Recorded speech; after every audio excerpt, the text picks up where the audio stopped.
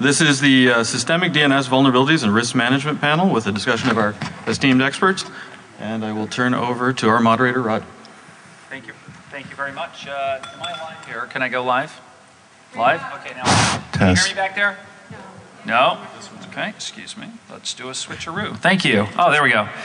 This one's live. Great. Excellent. Well, welcome to the DNS Vulnerability Panel. We're thrilled to have all of you join us today. This DNS Security and Vulnerability is a collaborative effort. So we're really fortunate to have some excellent panelists today with a lot of experience, and I'll introduce them going down the line here. I'll start with, to my left, Mr. Dr. Whitfield Diffie. Whit is a globally recognized leader in cryptography, encryption, and network security. It's often considered to be one of the fathers of public key cryptography. He's had a long and distinguished career. He was a VP fellow and Chief Security Officer at Sun Microsystems, and was also a manager of secure systems and researcher at Northern Telecom. And I now have the honor of working with Whit at ICANN, where he is the Vice President of Information Assurance and Cryptography.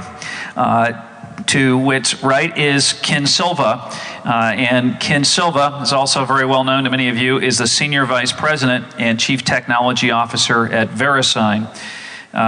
Ken oversees their mission-critical internet infrastructure. His responsibilities include oversight of the technical and network security for millions of web addresses in .com and .net.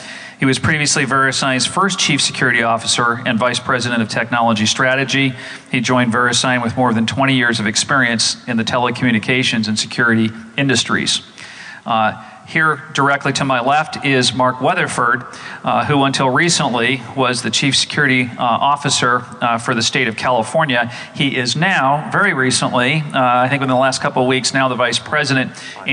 5 days into the job, Chief Security Officer at NERC, which is the National North American Electric and Reliability Corporation, a very important group for the security of our grid.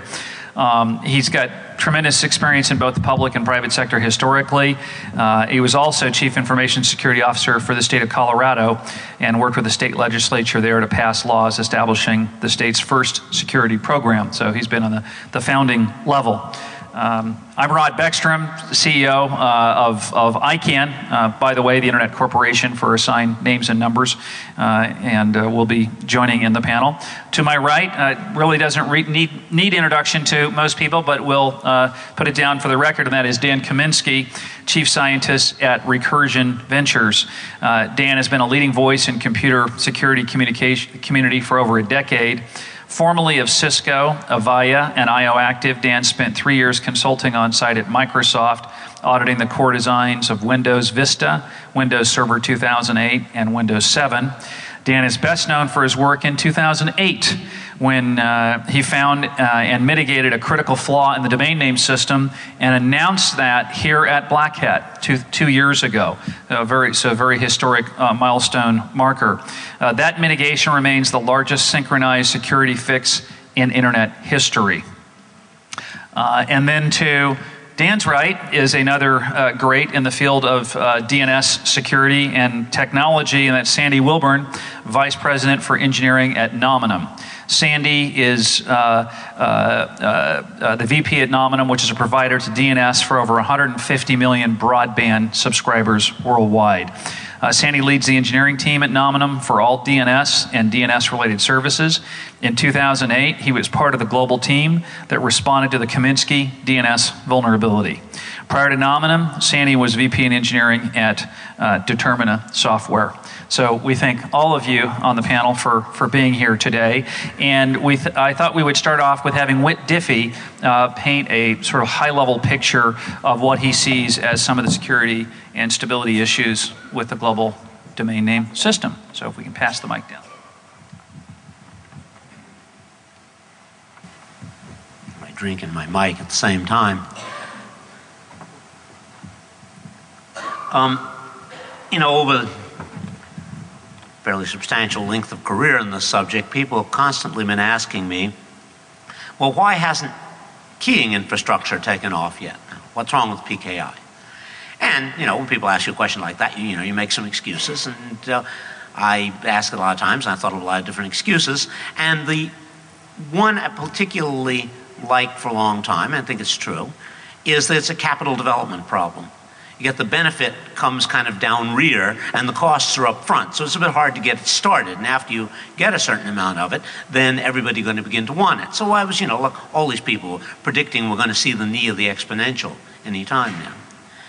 But I've come to realize there's another problem, and that is that all authentication, and it's keying infrastructures basically make introductions.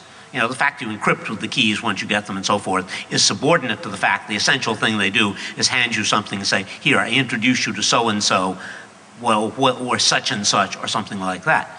And so all authentication is relative to some kind of namespace. And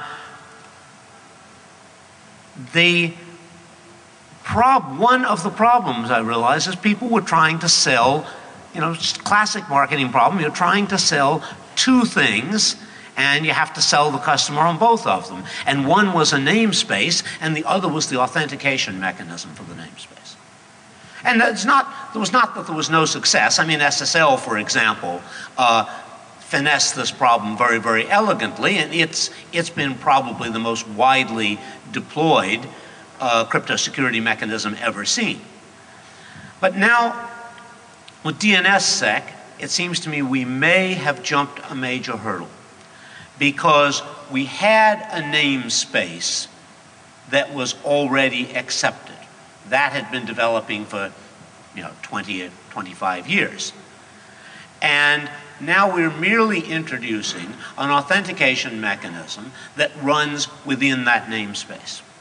And that now gives us something that will be deployed for its primary use, and once you have authenticated DNS identities, then you'll be able to press that farther and do more with it. So with that, I think I'll yield the balance of my 5 minutes. Thanks, Whit. 10 years ago, when I left a public sector job to go to a little company called Network Solutions, I thought, man, I got the easiest job in the world. It's DNS. How hard can that be? It's just some domain names, and don't you just use VI to edit them and call it a day? At that time, we were doing, we were doing about high-end speed, about 60,000 queries a second. Now we do over 1 million queries a second. But I've had the opportunity over the last 10 years to see over the last 10 years sort of how DNS itself has changed. Although the protocol has been largely unchanged, its usage has changed a lot. 10 years ago, it was a pretty big deal when ad networks were sort of using the domain name system to serve up different ads by just simply cycling through different domain names or different IP addresses from those domain names. And that turned out to be a pretty successful venture for them. But then other people got the idea that, hey, we could use DNS to do global site load balancing. We can use DNS to do a lot of things. So what we've seen is an increase sort of in the capacity that has been needed for the domain name system, not just because the number of users grows on the internet or the number of domain names grows on the internet, but because those users and those domains are doing so much more than they did before. So from a sort of a challenge perspective is you have a capacity growth issue where it's redoubling about every 16 to 18 months, where that's an interesting scalability challenge that you have to stay in front of, because if the DNS system doesn't work, then the internet doesn't work. It's pretty much that simple.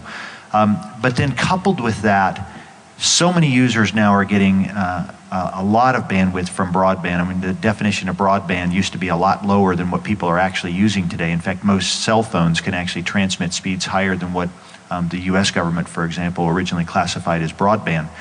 Those devices now become either an attack element or a query element for legitimate purposes, but either way, the growth in malicious traffic or attack traffic on the DNS infrastructure has outpaced that of the legitimate traffic. Now, that's not unexpected, and I think you'd find that in many of the industries. But the challenge that it presents is that you have to stay so far ahead of it because you don't have the time to go around and update 100 or more sites at a moment's notice and throw more capacity at the problem. So it has to be something that's sort of forecasted well in advance. And DNS itself, up until now, really had no security associated with it. It used the UDP protocol, which was a completely stateless protocol, so addresses could easily be forged, and there was no validation that it was coming from any particular place, and so DNS was often used as a reflector attack against other victims, where you could send a relatively small query, and the answer coming from the name servers would be relatively large, so you could amplify an attack 8, 10, or even 64 times what it originally was. So DNS is both a victim and sort of an enabler, if you will, of other denial of service types attacks. So a lot of the research that's going on in this space is not just around how to secure the message itself, which DNSSEC does a very good job of, but also how to fortify the protocol itself in the longer term, and thinking sort of years down the road, what is that protocol going to look like so that it's less susceptible to the kinds of attacks that it is today. And with that, I think I'll turn the balance of my time over to the distinguished gentleman from California. And that would be the one to my right, Sandy. Hi. So I guess one of the things I wanted to say is, since we've got the panel here, is congratulations on signing the root, Rod and Whit. So that's a very important milestone for the security of DNS. It's just the first step. There are large numbers of deployment issues, I think, with DNSSEC. And it's an enormously important thing to do, but I think Whit actually said it pretty well, which is there's a large upfront cost in order to get there.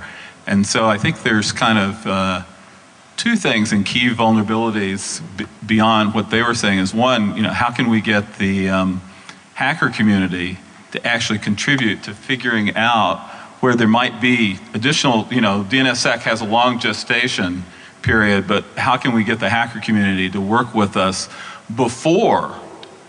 I think what was it? Maybe Jeff said something like this at the keynote. Oftentimes it's like 15, 20 years before we find some of the vulnerabilities in things, right? I mean, Dan's vulnerability in the DNS was there the whole time, right? But we didn't know about it, and then we found a solution, a short-term solution. And then, people are getting a little bit complacent again, I would say, perhaps. So we really need the hacker community to come out in force to help us find any additional vulnerabilities in the protocol as we try to put it out there. So.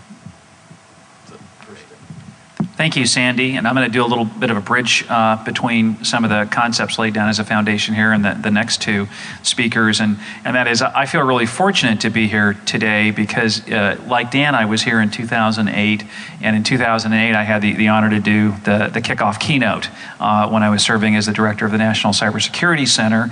And the key message that I delivered at that time was the importance of enhancing the internet protocols for greater security. That the best thing we could do to secure the internet was to invest in the fundamental protocols and developing the standards and deploying them, and that without doing that, we could spend many billions, hundreds of billions, or even trillions of dollars on security with a limited impact. And to be here today, to have the honor to serve ICANN and to serve the community, and to see DNSSEC that so many of you have been working on for up to 20 years rolling out, makes me feel truly, truly fortunate. And when we look in that, at what's been accomplished, the first thing I want to do is just recognize the work of the Internet Engineering Task Force. And the IETF has worked on this problem for a long, long time. Many engineers have worked to develop the standards, develop test beds, work through the RFCs. It's been an enormous mountain of work that the rest of us can benefit from. And so we're all very grateful for that. So what happened? So, now the root's been signed. So what does that mean? Does that mean the internet's now safe? No. What it means is that it now can become much safer. But what has to happen for it to become much safer? And there's really two major things that need to happen, two categories of things. Number one is to propagate the DNSSEC signings throughout the top-level domains of the internet. So as of today, there's a number 9 that I believe have been signed with the new DNSSEC root key. That's 9 out of roughly 270. So there's another 261 to go. So the namespace has to be secured in that fashion. Then there has to be the development of the applications to leverage this, whether it's the browsers or it's the email systems or any of the other systems that are leveraging the domain name system need to be evolved. And then, of course, as well, the ISPs need to adopt and support the name server capabilities in supporting DNSSEC. So now we move into a new phase which really relates to adoption, and I think it's very relevant then that I now hand it over to Dan Kaminsky, who's been working in this area, and then we'll cap off with Mark Weatherford, who has been very involved in deploying DNSSEC in the state of California. So I'd like to begin by actually joining Rod in his congratulations of the IETF. There are a tremendous number of engineers who have literally put maybe up to even decades of their life into the project of DNSSEC. I was not one of them. I was, in fact, like many engineers who thought DNSSEC was too much work for not enough benefit. You know what? I was wrong.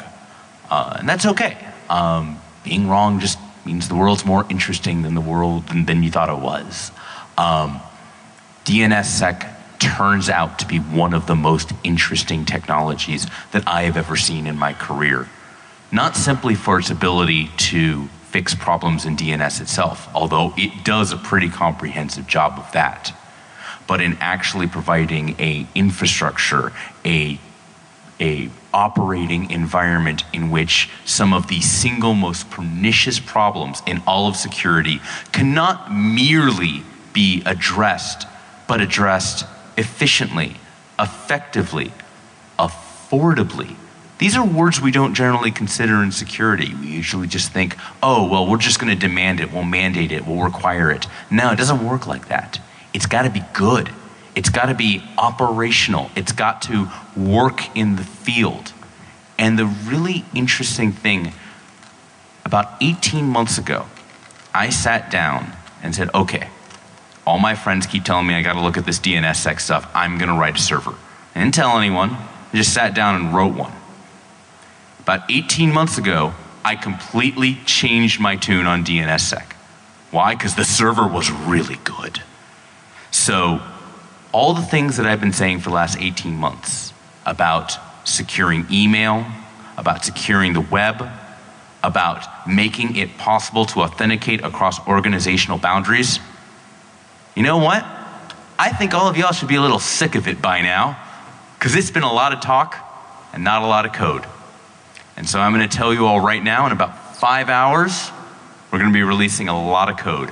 And we're going to show you just how much value this technology is going to bring to securing the internet. That sounds very tempting for us all to attend that session, that's for sure. Mark. So that means everybody write it down. You need to come to Dan's presentation this afternoon. This is going to be another event just like 2008. Not another like that. Well, as Rod said, I am formerly the CISO from the state of California. So I am not an official representative from the state of California any longer, but I'm going to talk about it a little bit today. Unless you were in state government in October of 2007, the date probably doesn't mean a lot to you. But if you're in California state government, the date would mean a whole lot, because that was the day, that was the month that OMB took ca.gov offline. And I can tell you that gets your attention. Fortunately, I wasn't in California. I was the CISO in Colorado at the time, and I remember reading about it and thinking, holy cow, somebody is in big trouble.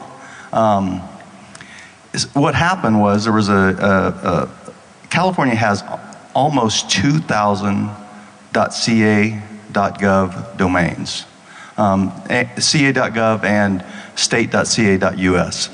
And they're scattered, they're not only within state government, but a lot of local governments, fire departments, libraries, all over the place. And they're managed by the state, and at the time, perhaps not too well managed.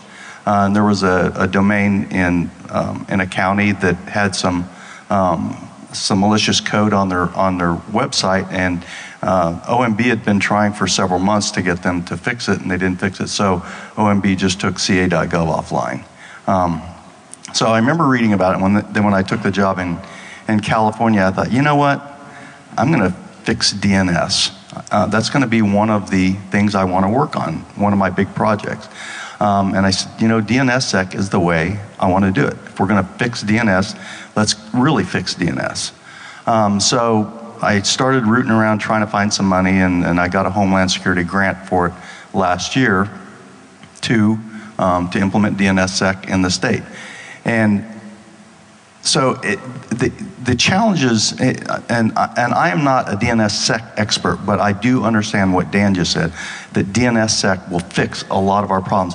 I want citizens in the state of California, when they go visit a DMV website or a Department of Healthcare Services website, that they're sure that they're visiting that website. DNSSEC will do that for us. So they're in the middle of, actually in the beginning phases of a deployment right now. And it's been a challenge. It is, one, I had to convince everybody up through the governor's office that this was the right thing to do. Because this is a huge cultural change, and it impacts a lot of people and a lot of organizations. So that's kind of where I'm focused on this, is the organizational change required to do something like a DNS implementation on a large government organization. It's great. Well, I want to thank all the panelists, and now we'd like to open it up to questions from the audience for any of the panelists or any number of the panelists. And while you all think of those questions, I'll ask a question to the panel, and anyone can pick it up they'd like. And that is, so if each of you had a magic wand and you could pick the next thing that needs to get done for DNSSEC to get deployed successfully in whatever is the environment you most care about or deal with, what do you want to get done? What do you want to see happen?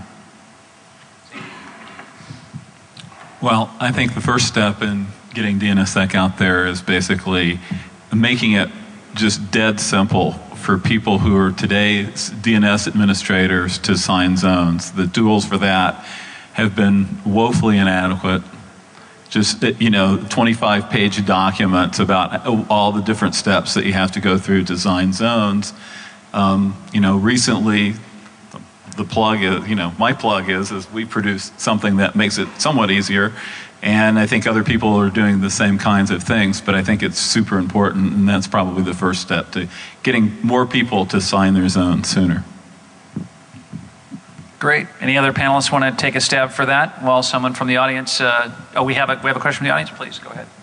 Yeah, sorry, they're a rhetorical, dumb question, and I know VeriSign's on the panel. Wouldn't it have just been easier just to mandate for high security, high important websites, just to everyone have EVSSL? A lot easier, a lot simpler, and that way you actually know, and you could verify, and you just click on that left little button on your browser and see who it is that you're talking to, and that's it. A lot easier than adding in this extra crypto and extra work at the multiple levels. Ken, you want to take this? Well, it is kind of interesting because you use the term, couldn't you just mandate that they use EVSSL? I don't know that any mandate has ever actually worked on the internet successfully easily.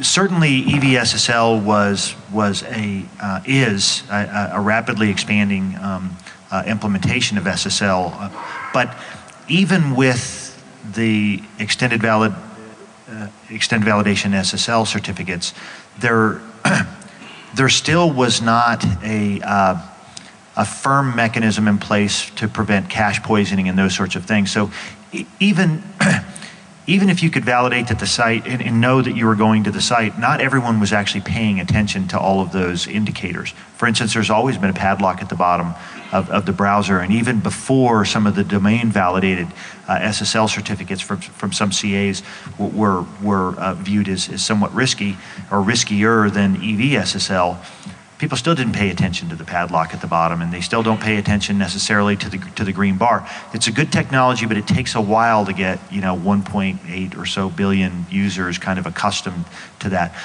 The other thing is that they also relied on the user having to make a decision. What DNSSEC does is it takes that decision making sort of out of their hands, and it all happens in the background, and the infrastructure itself does that validation for them. And I think that that's one of the key things that DNSSEC does differently than most of the traditional PKI systems, and that is it doesn't require the user to have to do a whole lot. It requires the real smart IT staff in the background to do a lot. And what we hope will happen is that the browsers and the other client applications which exist on the desktops will then begin to recognize those messages and present them to the user in a way that actually makes some sense to them and tells them when it doesn't validate why that happened. Yeah, I have I guess this is a simple question. I remember when Dan came out with his disclosure about the weaknesses in the DNS, we were sitting around the office kind of trying to come up with solutions of how we could fix it. And one of the solutions was, oh, why don't we just send, just have the DNS server send 2 replies instead of 1. And then somebody came up with the realization that that's physically impossible because the DNS servers are now almost running at capacity. So when I heard about, oh, okay, we're going to start implementing DNSSEC, I thought, wow, if we don't have the capacity to run, to do something that simple, how do we have the capacity to actually run DNSSEC? All right, so what you refer to is actually, we called it multi-query. So it was actually really interesting because when we're sitting at this meeting at Microsoft, and there's like 16 of us, and we're going over all the possible solutions that aren't just doing what Dan Bernstein said to do in 1999. And the problem with multi-query, capacity is an issue, but the thing is, theoretically, you could just do multi-query in situations where there might be an attack.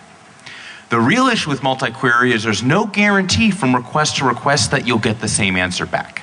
Like, if you look at Facebook, or you look at Hulu, or you look at a lot of very, very popular sites, you can't just say, well, we'll secure the entire internet but Hulu, because that doesn't fly. So multi-query was dropped not because of capacity, because we were able to scope when the capacity had happened. It was dropped for compatibility reasons. Great. Another question over here.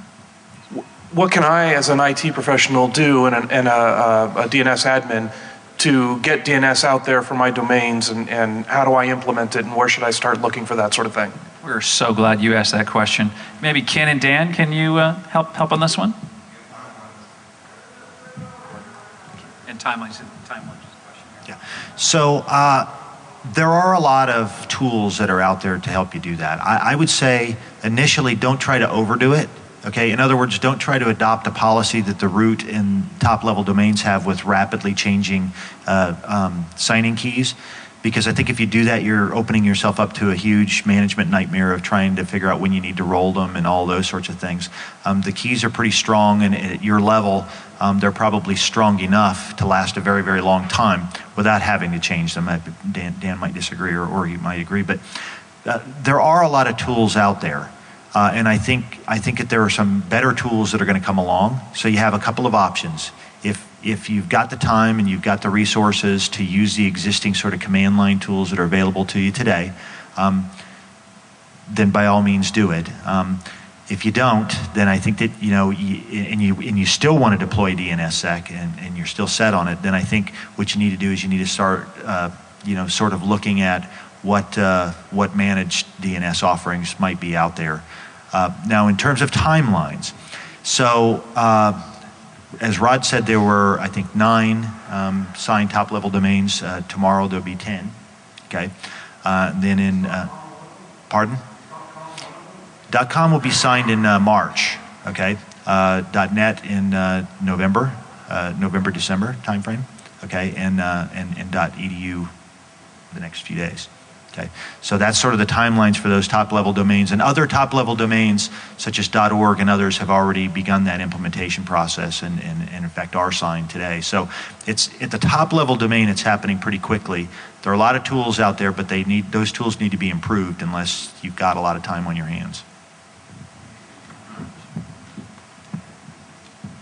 We are at the first wave of a revolution in DNSSEC. 18 months ago, the unquestionable reality was deploying DNSSEC was a train wreck. Everyone knew it, everyone was open with it, but we all knew it was going to get better. In those 18 months, when you look around today, you see 3 remarkably mature open source solutions, Open DNSSEC, Power DNSSEC, which I believe is public, and even Bind 9.7 has made a lot of strides in what they call DNSSEC for humans. We're also seeing very nice commercial products from Accelerants, from Secure64, and from Infoblox.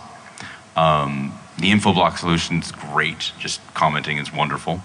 And beyond that, the managed solutions out there are fantastic. You know, Affilius, VeriSign, DIN.org, UltraDNS, the amount of things that are out there to make DNSSEC operationally viable is enormous. It's only going to get better. If you've ever heard this stuff is hard, it's getting a lot easier. You asked very specific questions about timelines. Here are the timelines that I see. I see over the course of the next 6 months, it becoming clear that there's a new generation of best practices to develop for how to affordably and effectively deploy DNSSEC. At the end of those 6 months, we'll start seeing the beginning of products and services that depend on your infrastructure having DNSSEC available. After about 9 months of those being available, we'll start seeing the big guys start moving their products over to this. Meaning, over the course of the next year and a third to 2.5 years, we'll really see some interesting stuff happen. Now, you're right, it's not instantaneous, but this train is moving, and nothing's going to stop it. I just want to build on that very quickly in terms of time frames. As Ken mentioned, the time frames for .net and .com for those zones being signed, within 12 months, it looks quite certain that well over half of all the domain names in the world will fall under top-level domains that have been signed under DNSSEC, because the major top-level domains are working on that, and so good progress is being made on that side, which provides an important part of the foundation, as well as the others in terms of the software enhancements. The other thing I want to mention for a second is parties here have been very kind in recognizing ICANN's role in DNSSEC and IETF's role. I also want to recognize the Department of Commerce and VeriSign, who've been partners that we've worked together with side by side on signing the route, and thank them and recognize them. So please give a hand to those parties, if you would, for everything they've done. Thank you. Man, people give me way too much credit. And I'd just like to add again from a deployment perspective. You've heard kind of Dan's vision of where this is going to be. If you have a large organization, if you have a small organization, you need to start thinking about it and planning now, because you start gathering your resources, start inventorying your environment. This is, I mean, even if you decided to do it today, it's going to take a little while to do this. So you need to start the planning process now for the benefits that we're going to see in the 9 to 18 month time frame. Yeah, I'd like to build on something Dan said, and maybe get Whit's perspective on this as well. For the first time, we actually have a pretty seamless signed message system that almost every computer can digest, okay, where the packets are digitally signed. And once this is fully implemented, we tend to think of DNSSEC as only about domain names themselves and not about the rest of the information and the other kinds of things that could be carried.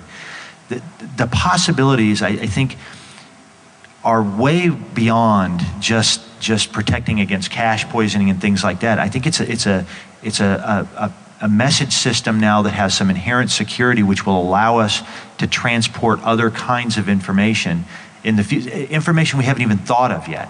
That I think is going to be very interesting, and I think this now opens a possibility because it is so seamless and the trust is so seamless that the user doesn't have to do anything, but it can be built into software to take complete advantage of that. I'd kind of like to get Whit's kind of perspective on that, having seen PKI evolve over the years.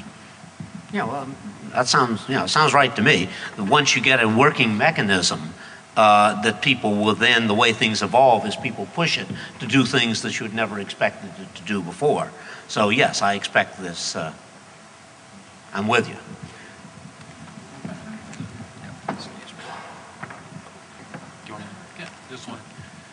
I guess I wanted to, following up on that, just to put something out to some of the other folks on the panel. You know, what kinds of products and services do you think will best take advantage of that kind of a trust infrastructure?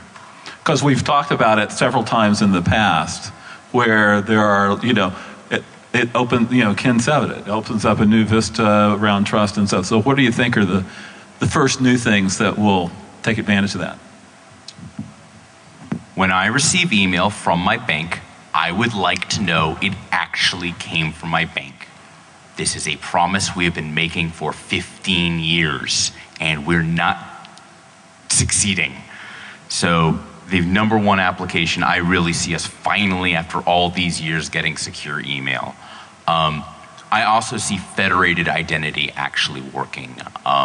One of the demos that I'm really excited about is the ability to say, you know what, I have to maintain that machine over there. So, you know, I'm a Dan at remote vendor.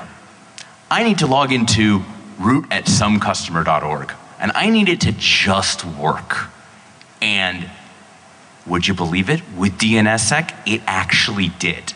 So there's been so much. How many of these federated identity systems have we seen come across our desks and we go ahead and we test them and they work great, and then, you know, you actually try to deploy them and they don't scale?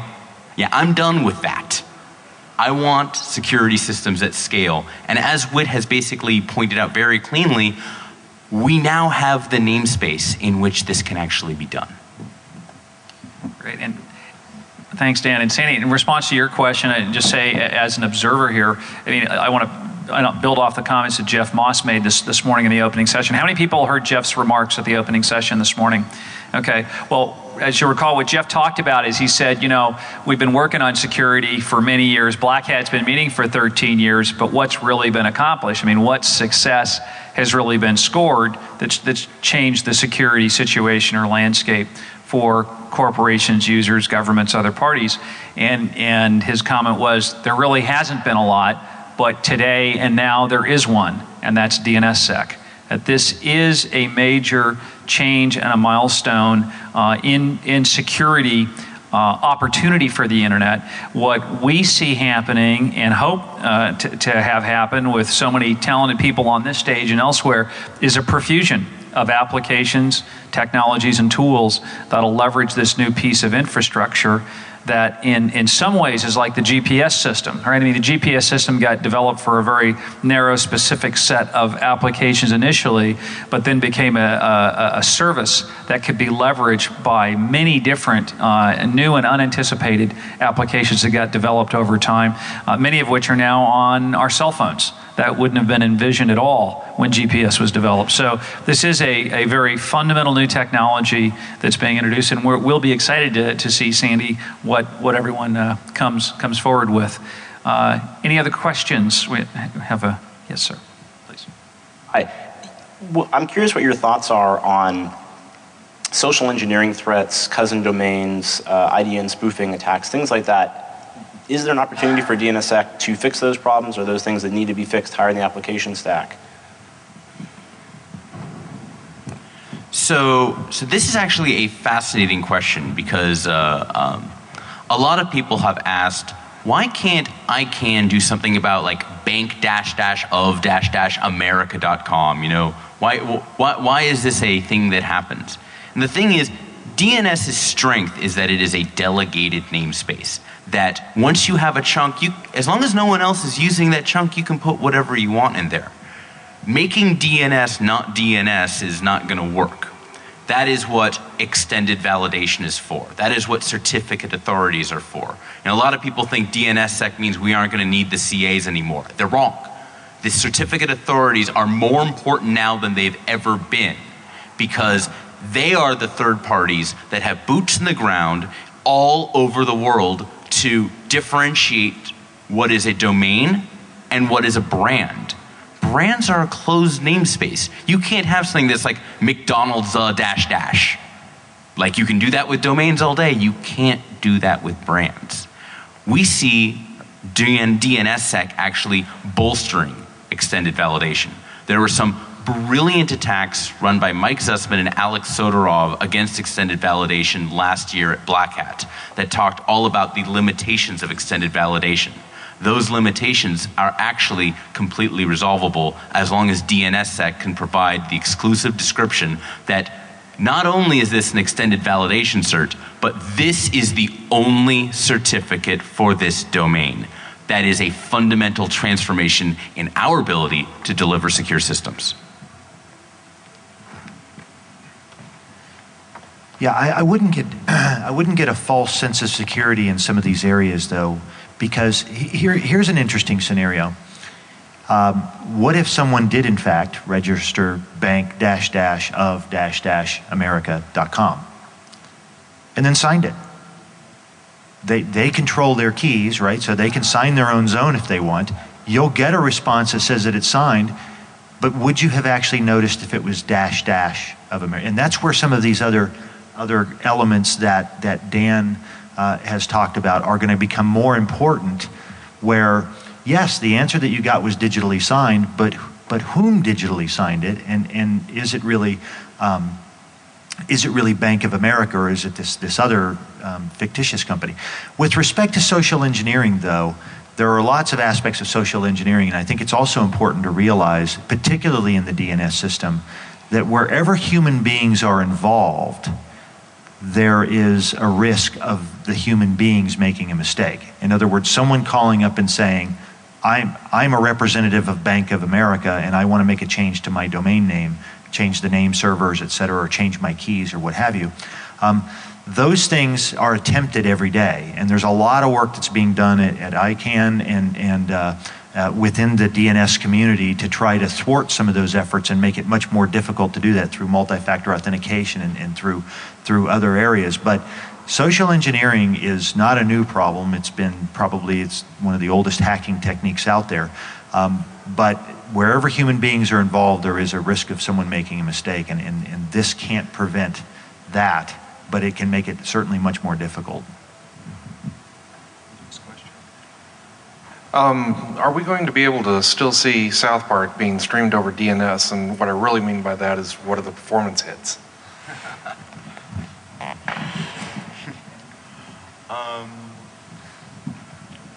What was the question? The question is, and you actually are the expert in managing a large-scale, high-performance name server. Yeah. The question is, what will the impact be of DNSSEC on the performance of the DNS? Well, it's interesting. I mean, some of our colleagues have done some fairly large-scale tests. Comcast, for example, is one of our customers that's done a number of different tests on fairly large-scale infrastructures. And I can tell you that the signatures are large, and the amount of memory taken up to run the DNS in that scenario for large ISPs and tier 1 providers and things like that is non-trivial. So there's a lot of work that they're going to have to do and deploy more servers as well. There'll be increased traffic on the route and the top-level domain servers as well, in terms of the amount of traffic that's coming in, both UDP and probably also TCP traffic as well. I think people are just getting a handle on that, but I have to say, I think that it's like one of those things that, 10 years ago, the amount of computing power that I had in my desktop, I now have in my iPhone, probably even more in my iPhone today, and the capabilities of it. So I think, it's not so much that the march of technology won't catch up to it. I guess that's the best way of saying it. I'm sorry? I'm sorry, I missed the proof of concept. Would you still work? Was the question? Here, I'll answer this.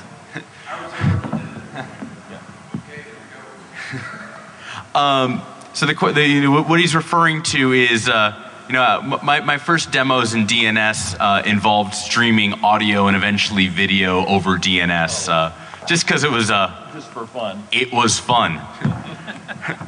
Yeah. Once upon a time, this stuff was just fun and games, and then it got a little more serious.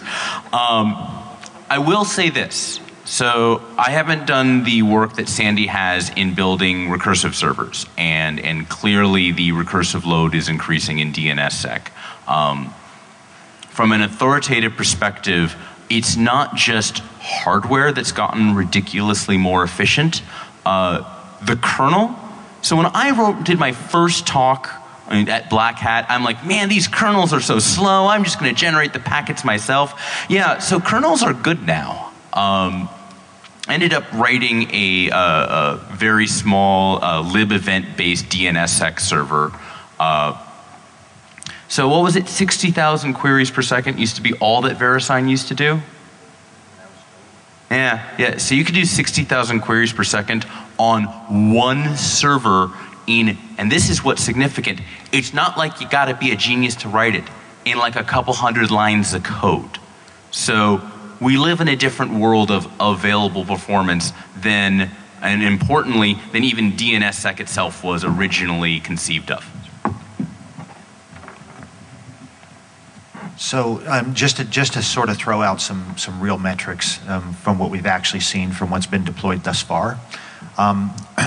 About 50% of the queries to the servers today are asking for an extended response. And those responses are about 4 times larger than they were before. So it's about doubling of the bandwidth itself. We haven't seen a significant increase in the query volume, in other words, the numbers of queries per second that we've seen, but we have seen it go up on the TCP side. And a lot of that has to do with the fact that just depends on how different devices handle fragmentation or those sorts of things. But by and large, with the extensions to the length of the DNS packet, you got to remember that 5 years ago, 512 bytes was it. That was it. And so streaming South Park, you had to jam it into a bunch of small packets. But now we have much larger packets and fragmentation's allowed and those sorts of things, which isn't. Yeah, now we can go HD. So, but of course the bandwidth's going to go up, and of course the load's going to go up on the servers. Get over it. It is, okay, and that's. You just have to face it. DNS load in general, with or without DNSSEC, was going to go up one way or another. Now it's just gone up in a different way. But the other things will still drive load as well, and I think we still have to be prepared for that. And that's what I said earlier in my opening remarks, was that DNS is an interesting protocol. DNSSEC is even more interesting because of the possibility it allows DNS to do other than just serve up an IP address for a domain name.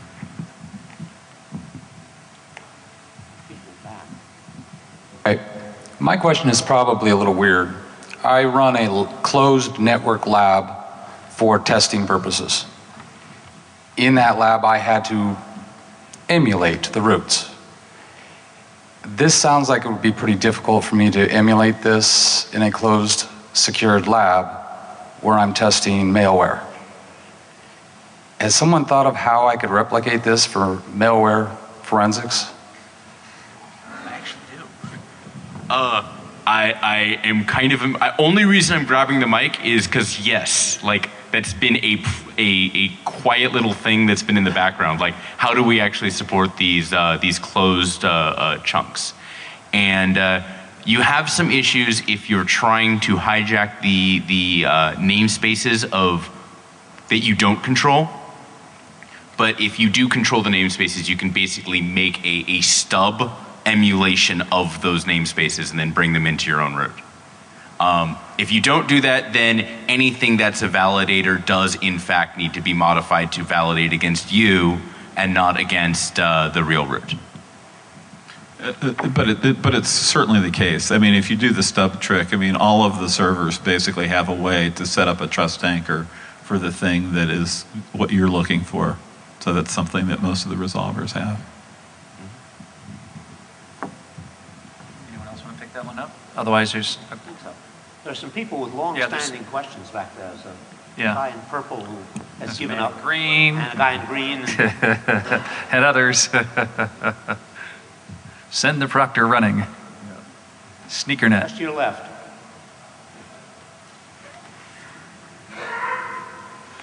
I was just wondering, there's been a lot of talk of how the servers work and how the endpoint resolvers work, but what are the implications at the client tier here? And how are these errors going to get propagated up to the users, especially on systems that may not be the latest, greatest patch levels or anything else?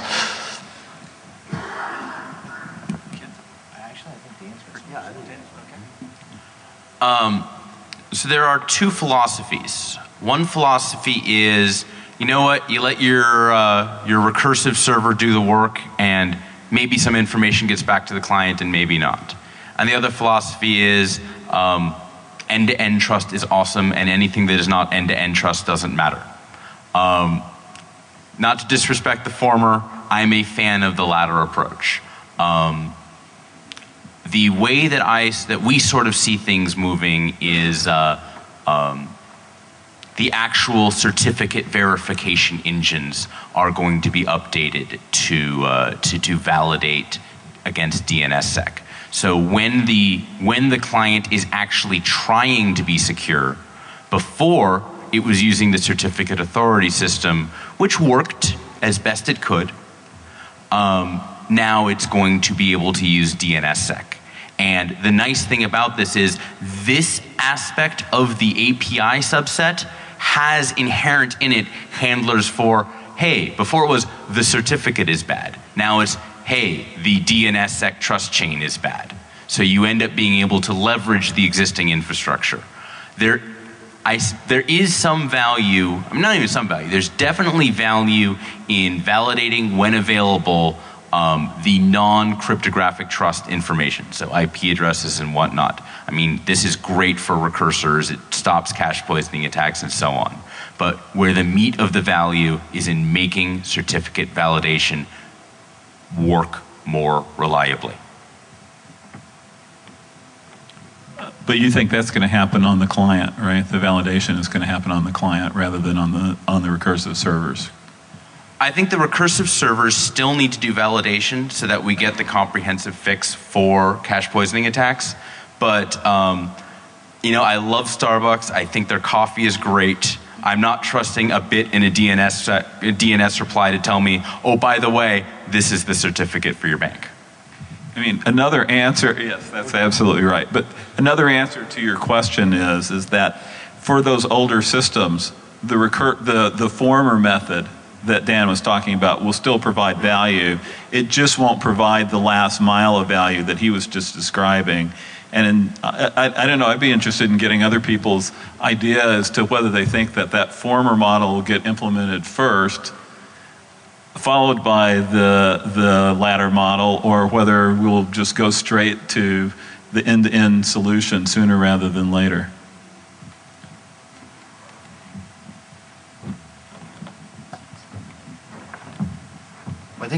I think there's no doubt that the former is going to have to get implemented first, just simply because that's the only path we have at the very moment for a lot of it. The client software that appears in operating systems and becomes the default thing that you use, they're going to get upgraded. They're going to get updated throughout time, and I think that you'll see the browsers will start to look for that DNSSEC response and start to inform you in a different way. But up until now, it wasn't even possible for that stuff to even provide any feedback to you whatsoever, because there was no core mechanism to enable it.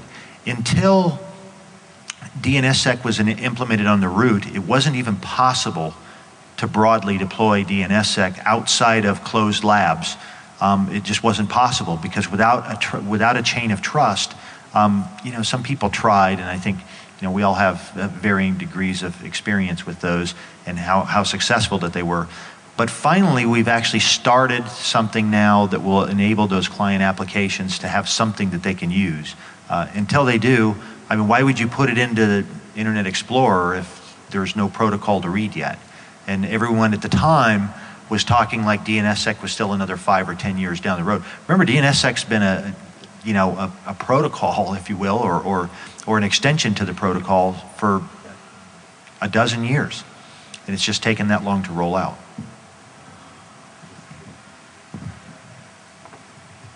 So just as a note, yeah, we're going to release end-to-end client DNS validation logic in like a couple hours.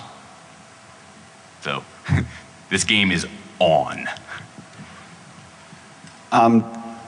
With recursive name servers moving towards DNSSEC and that whole model, that still requires the client to trust the recursive server, and the panacea is that the client will actually do end-to-end trust as well. Do you have any feel for what the major vendors are doing, like the Suns, the Apples, the Microsofts of the world, what they're doing in terms of incorporating DNSSEC into the end node operating system so that the application layers can make use of that?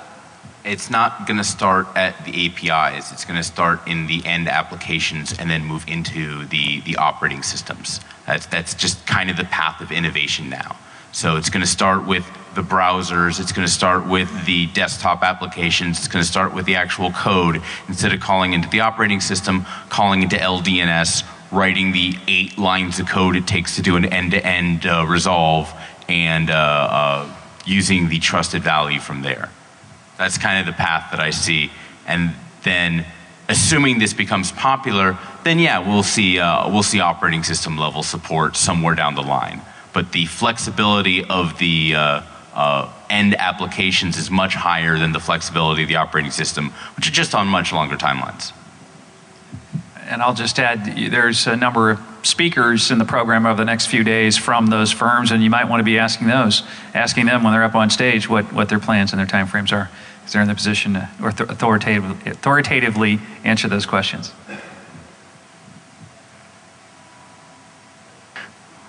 With V6 on the near horizon, what sort of challenges, considerations do you see for people migrating to that in the next little bit? The V6, I'll speak to it very briefly, and then Ken can maybe pick up on that. The fundamental infrastructure's in place there. The DNS supports IPv6. Allocations are being made by ANA to the regional internet registries, who are then allocating it to their members and users. So IPv6 is available, and it's really time to see some killer apps and driving adoption, and of course scarcity of IPv4 will help drive adoption as well. And with that, I'll hand it over to Ken. Actually, IPv6 is one of the few extensions to the internet protocols that actually most of the infrastructure is already there into the operating systems. So I think all of the major operating systems today support IPv6, at least the modern versions of them. The DNS system supports IPv6. In fact, there are root servers and top-level domain servers on IPv6 networks today. I don't know of many registries that don't accept DNS or IPv6 registrations today. So most of that's in place. It's now in the hands of the ISPs to deploy networks that are actually IPv6. And I think that the challenge there are twofold and not completely different than those from DNSSEC. And that is, one, do all of the firewalls, load balancers, et cetera, that are in the path support IPv6, or do you have to keep toggling back and forth between IPv4 and IPv6, which some of the earliest implementations of IPv6 today, where people are implementing IPv6, they do have to sort of translate back and forth inside their network to IPv4, and in some cases tunnel the IPv6 over IPv4.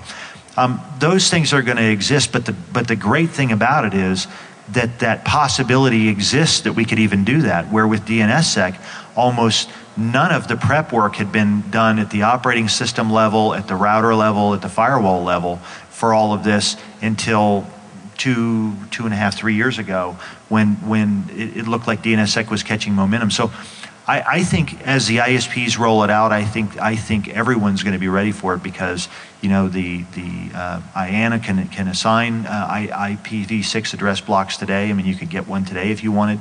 The DNS system supports it. The operating systems support it.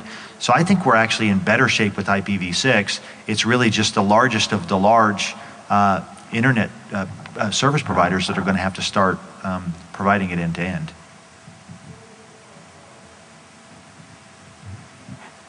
With the common net TLD is not being signed yet, are there any benefits that companies that use those domains can realize now by signing their domains? Are there any benefits that they don't get, and are there any additional vulnerabilities?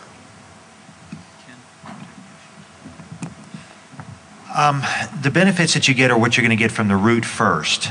So you will not be able to take full advantage of DNSSEC in COM or NET today because those zones are not currently signed, but they are on a roadmap to be signed. And essentially what you're starting to see is that these top-level domains are sort of starting from the smaller ones up to the larger ones, kind of in that order as we roll them out. But by this time next year, you'll be able to take full advantage of all those features in DNSSEC for COM and NET at that level.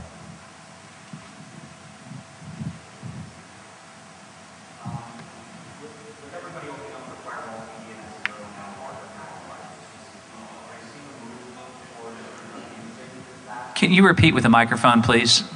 Thank you. With everyone opening up their firewalls to larger DNS packets, 4K instead of 512 bytes, and opening up TCP port 53 on their firewalls and such, are you seeing a move towards that being abused more? Like, I know DNS has historically been used for command and control for botnets and stuff. Have you seen any other moves towards abusing that new packet size or making use of DNS, those larger packet sizes for malicious intent? So one of the entertaining aspects about being in the DNSSEC space is you do hear some arguments brought up a decent amount. The denial of service threat in DNS is real, but I said DNS, not necessarily DNSSEC. Like, bad guys haven't been waiting for all the DNSSEC changes to run huge DNS floods. That's been going on for years. The ability to get a large number of hosts to emit a large amount of cache data is already the status quo. We do need to do a lot of work around DOS. It's a problem that's only going to get worse, but it's not special to DNSSEC. And the changes that DNSSEC are implementing, they change things a little, but we're already in the red zone. We don't need DNSSEC to move us over. They're just taking a bad problem and making it somewhat worse. Slightly at best. Right. I think you raise a good point, but I don't think it's any different than port 443 or port 80, where people will come up with creative ways of getting Skype out the door or something like that by now allowing port 53. I don't think it's any different than that. I do think, though, that the risk is probably no worse than it would have been before. It's just another port that allows larger packets through it. But I'll tell you, it's not as bad as port 443, for example, because port 443 would allow a very long-standing connection to exist, where even port 53, even with DNSSEC, is not going to allow a long, persistent connection. So it's actually better in that respect than it would be. And by the way, I think you're going to see some firewall manufacturers that are going to start doing some inspection of those larger packets for port 53. It's not going to happen probably in the next release of the software, but it'll be sometime in the next 18 months or so.